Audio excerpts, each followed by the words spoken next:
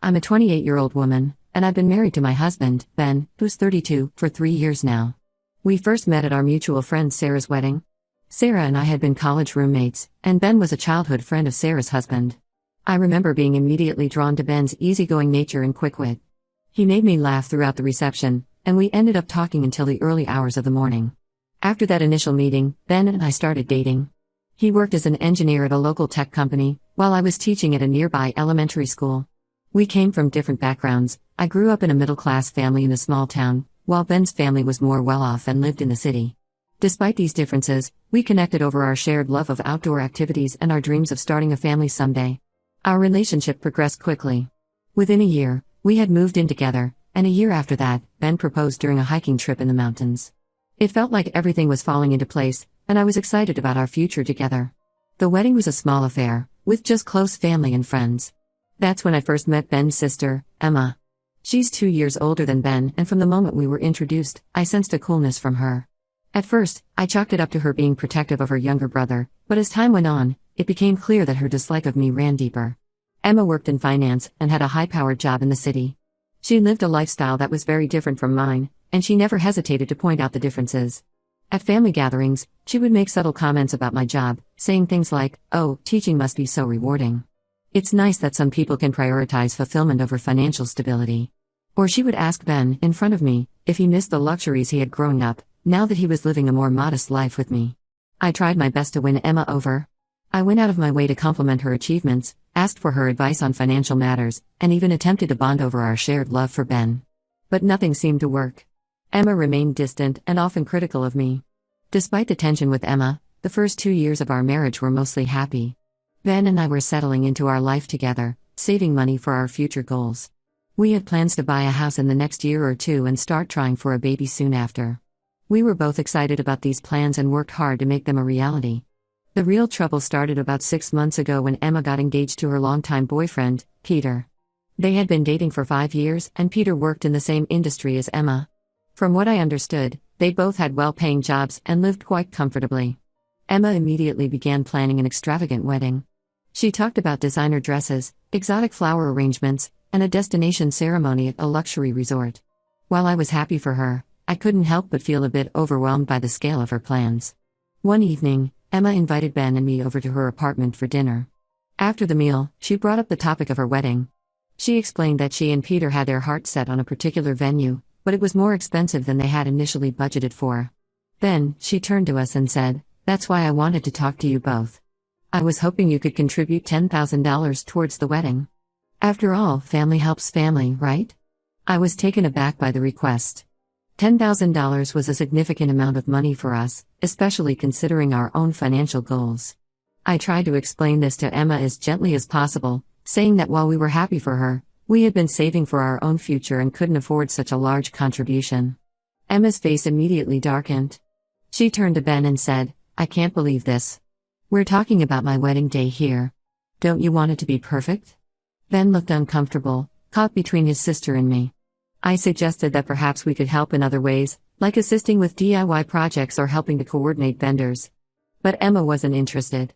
She accused me of being selfish and not understanding the importance of family. The dinner ended on a sour note, with Emma barely speaking to me as we left. On the drive home, Ben was quiet. When I asked him what he thought about Emma's request, he said he understood where I was coming from but also felt bad about not being able to help his sister. We agreed to look over our finances again to see if there was any way we could contribute something, even if it wasn't the full amount Emma had asked for. Over the next few weeks, Emma's behavior towards me worsened.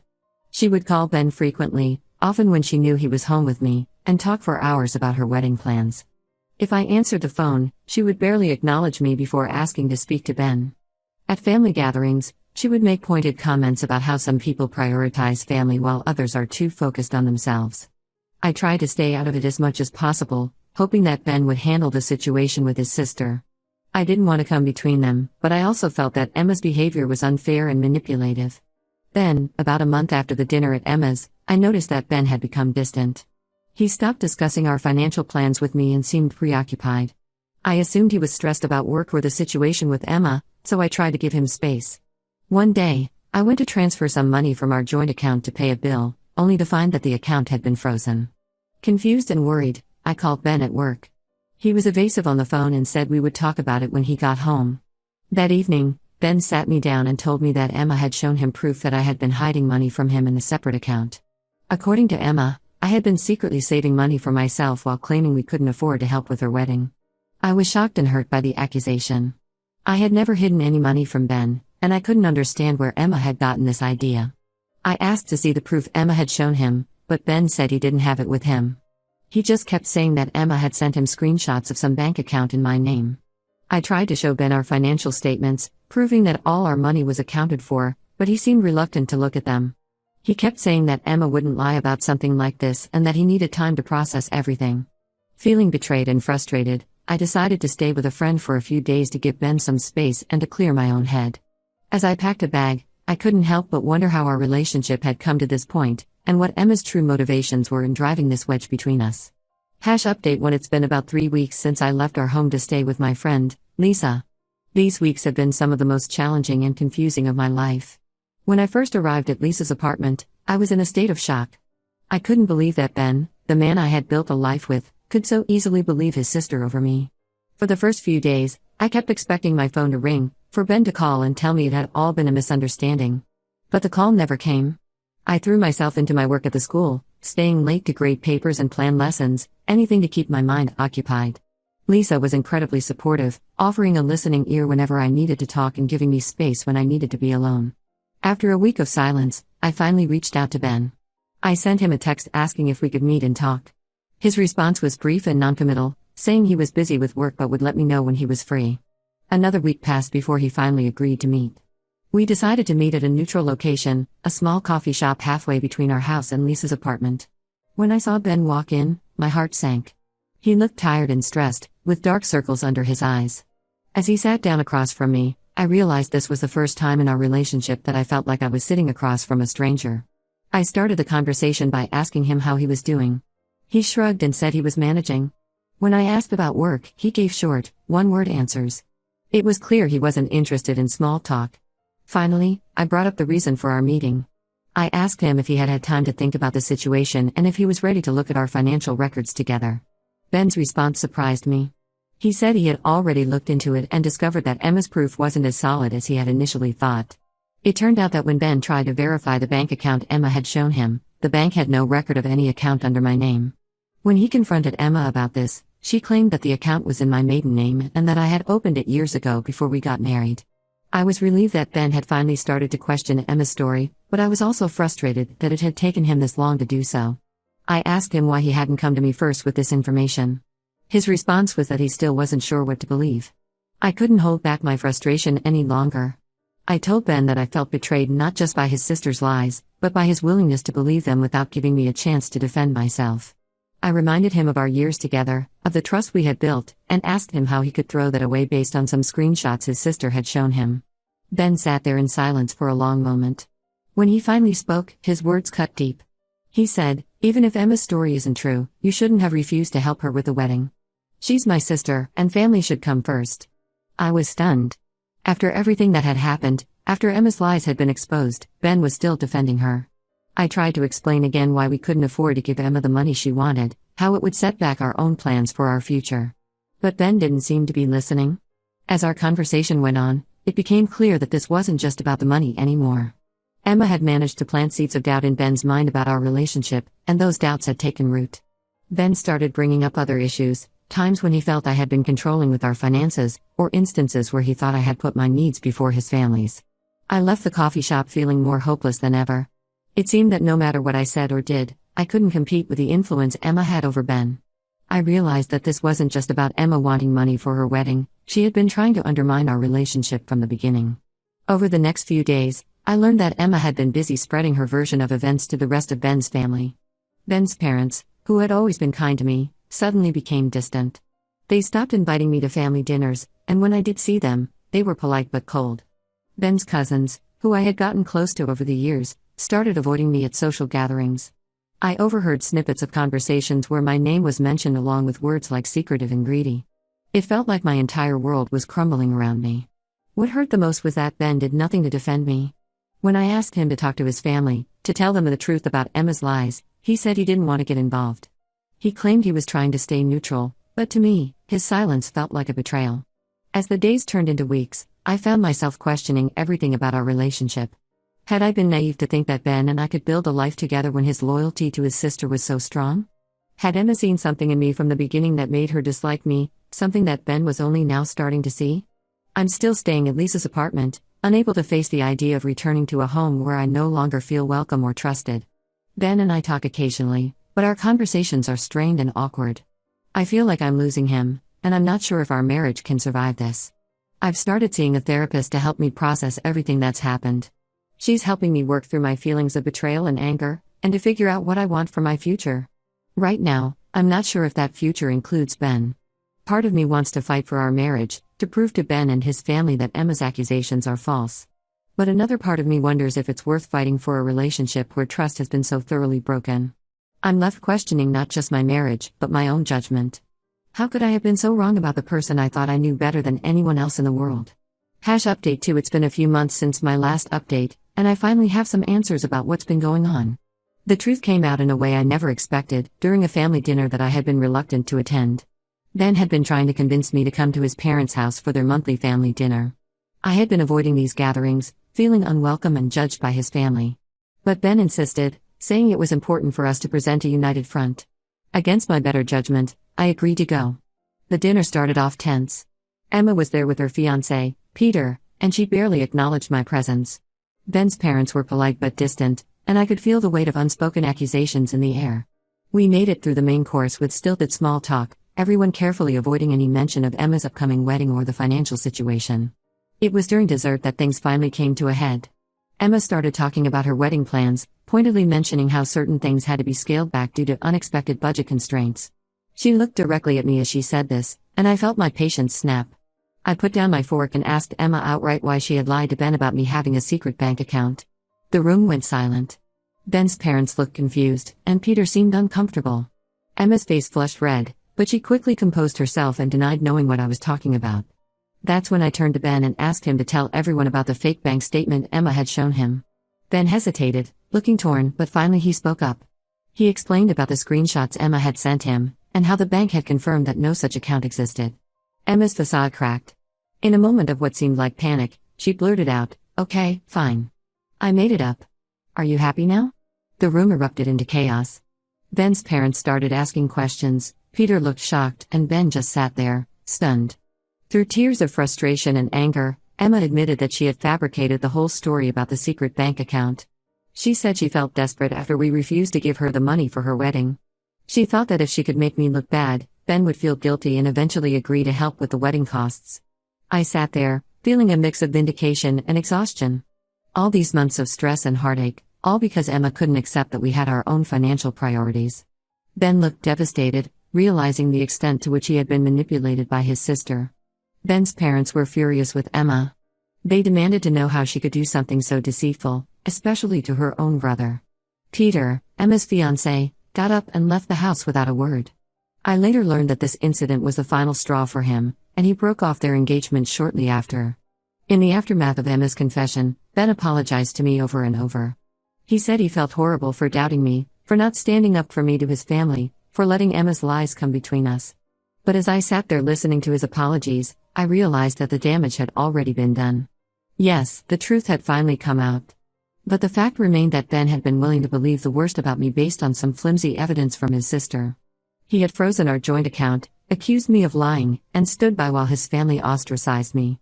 All without once really listening to my side of the story or standing up for me. I told Ben that while I appreciated his apology, I couldn't just forgive and forget. The trust between us had been severely damaged, and it wasn't something that could be repaired overnight. I explained that I needed time and space to process everything and figure out what I wanted. Ben agreed to give me the space I needed. I moved back into our house temporarily, mostly because I didn't want to impose on Lisa any longer. But things between Ben and me remained tense and awkward. Every conversation felt loaded, and I found myself second-guessing everything he said and did. As for Emma, Ben told her that she was no longer welcome in our house. He said he needed time to reevaluate their relationship and that he couldn't trust her right now. I was glad to hear this, but part of me wondered if it was too little, too late. Update 2 continued. In the weeks that followed, I focused on rebuilding my relationships with Ben's parents and the rest of his family. They were apologetic about how they had treated me, realizing they had been misled by Emma. While I appreciated their efforts to make amends, I couldn't help but feel a lingering sense of hurt. It was difficult to forget how quickly they had been willing to believe the worst about me. During this time, I also started to reevaluate my own priorities and what I wanted for my future. The whole ordeal had forced me to confront some hard truths about my marriage and my place in Ben's family. I realized that I had often put my own needs and feelings aside to avoid conflict, especially when it came to Emma. Now, I was determined to advocate for myself more strongly. Ben and I started couples therapy, hoping to rebuild the trust that had been broken. In our sessions, we talked about communication, boundaries, and how to handle family conflicts in the future. While these conversations were necessary, they were also emotionally draining. Each session felt like reopening a wound that hadn't quite healed. As for Emma, I heard through mutual friends that she was struggling in the aftermath of her confession. Her relationship with Peter had ended, and she had to cancel her elaborate wedding plans. Part of me felt sympathy for her, remembering how excited she had been about her wedding. But a larger part of me couldn't forget the pain and chaos her actions had caused. Ben tried to maintain a relationship with Emma, which became a source of tension between us. While I understood his desire to reconcile with his sister, I couldn't help but feel uncomfortable every time he mentioned meeting her or talking to her on the phone. It felt like a reminder of how easily he had taken her side over mine. As the months passed, I found myself questioning whether our marriage could truly recover from this betrayal. The trust that had once been the foundation of our relationship now felt shaky and unreliable. I often caught myself wondering if Ben would choose his sister over me again if a similar situation arose in the future. Update 3. It's been 6 months since my last update, and I've made a decision that I never thought I'd have to make. I'm ending my marriage to Ben. This wasn't an easy choice, and it's one that I've agonized over for months. But in the end, I realized it was the right thing to do for my own well-being and happiness. After Emma's confession, Ben and I tried our best to rebuild our relationship.